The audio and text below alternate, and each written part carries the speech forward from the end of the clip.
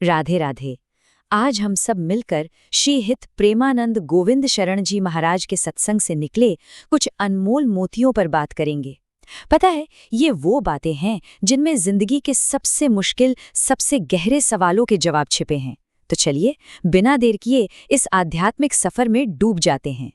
तो सवाल उठता है, और ये सवाल बहुत बड़ा है कि ये जो हमारे अंदर के दुश्मन है ना, अहंकार, मोह, काम, इनसे कैसे लड़ा जाए, इन पर जीत कैसे हासिल की जाए। देखिए, ये एक ऐसा सवाल है जो हर किसी के मन में कभी ना कभी तो जरूर आता है। और अच्छी बात यह है कि महाराज जी के शब्द हमें इसका रास्ता दिखाते हैं। तो इस पूरी बात को आसानी से समझने के लिए हमने इसे कुछ हिस्सों में बांटा है। सबसे पहले हम बात करेंगे उस बुनियाद की जिस पर सब कुछ टिका है, यानी नाम की शक्ति। फिर हम देखेंगे कि अपने अंदर का जो सबसे बड़ा युद्ध है अहंकार से, उसे कैसे जीतना है। अब इस रास्ते पर एक गाइड तो चाहिए ही, तो गुरु की भूमिका को भी समझेंगे।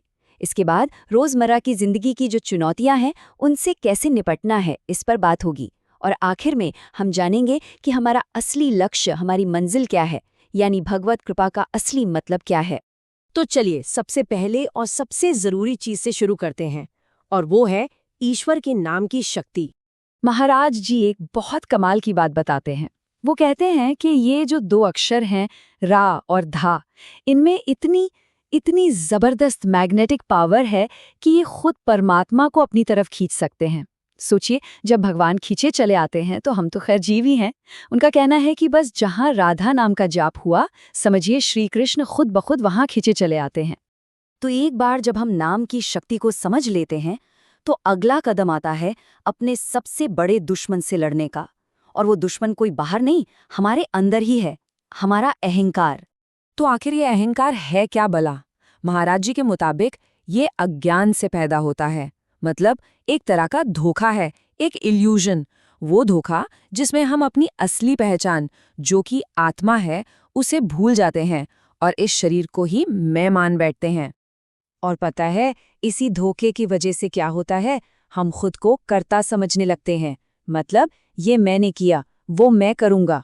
और बस यही मैं का भाव है जो हमें कर्मों के जाल में फंसा देता है। और यकीन मानिए, हमारे सारे दुखों की जड़ भी यही है।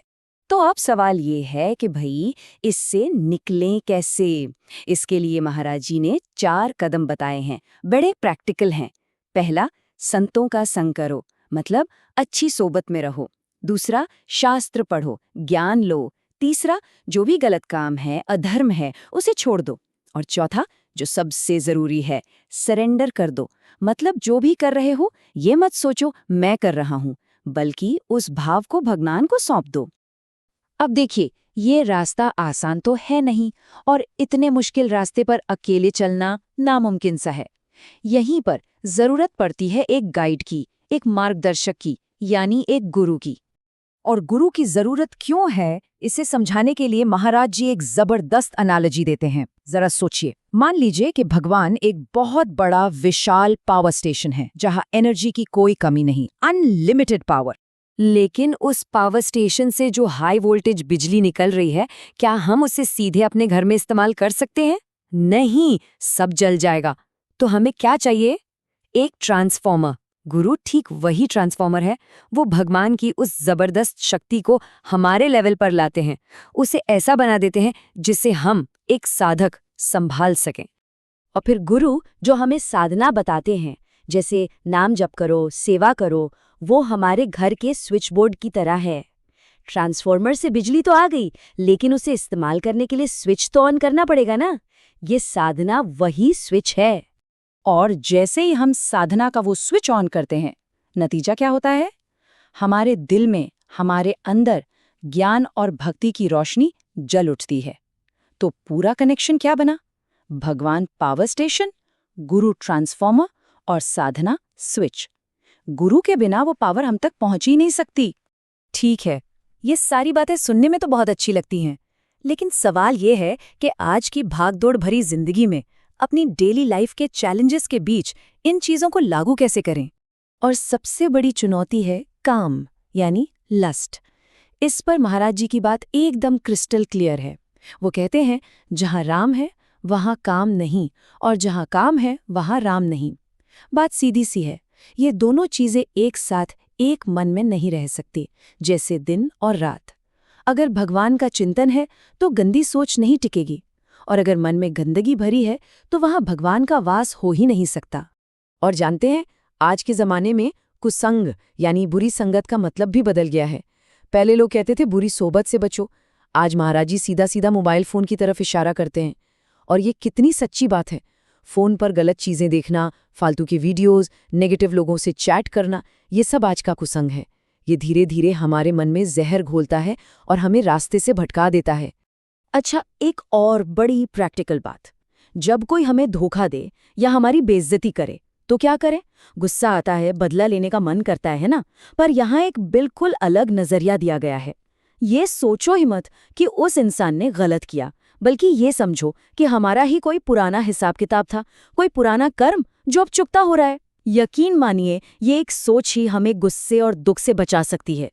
तो इतना सब कुछ करने के बाद नाम जप, अहंकार से लड़ाई, गुरु की शरण, इन सब का आखिरी मकसद क्या है, मंजिल क्या है?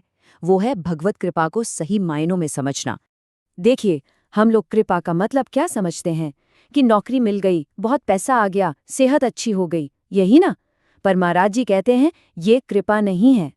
असली कृपा, असली ब्लेसिंग वो अवस्था है जब हमारा मन 24 घंटे प्यार से भगवान में लगा रहे। बस यही कृपा है। तो फिर कृपा का न होना क्या है? सबसे बड़ी मुसीबत, सबसे बड़ी कैलेमिटी क्या है? वो है भगवान को भूल जाना। जब मन भजन में न लगे, जब उनकी याद न आए, समझिए वही कृपा का अभाव है। कृपा का मतलब है कि बाहर चाहे तूफान क्यों ना हो, हमारा मन भगवान में टिका हुआ है, बस। तो आखिर में ये सारी बातें हमें एक बहुत ज़रूरी सवाल पर लाकर छोड़ देती हैं। हम सबको अपने आप से ये पूछना चाहिए कि इन सब बातों को जानने के बाद हमारे लिए कृपा की असली परिभाषा क्या है? क्या दुनिया में कामयाबी मिलना कृपा है, या फिर मन का हमेशा के लिए भगवान में डूब जाना? ये एक ऐसा सवाल है जिसका जवाब हम सबको अपने अंदर खोजना है।